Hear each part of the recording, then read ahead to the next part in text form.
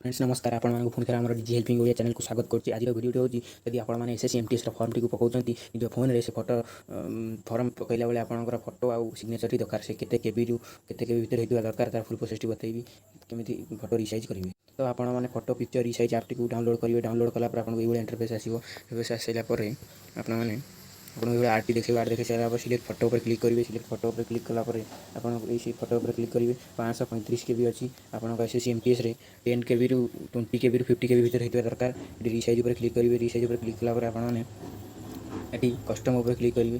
Custom उपर click कलापर आप 45 केबी करदे। 45 केबी पर डन करेंगे। ये ओके मारे ओके मार सारापर आपको 45 केबी होगा कि आप वेट आप भी करेंगे। ये कस्टमर क्लिक 350 450 करदे।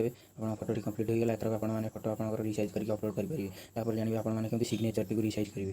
सिग्नेचर टी आप गोटे सिग्नेचर नहीं जाए। सिग्नेचर नहीं सारा 15 केबी आगे रिसाइज कर देती आपको रिसाइज करके देखा केमी करेंगे। ये आपने रिसाइज उपर क्लिक करके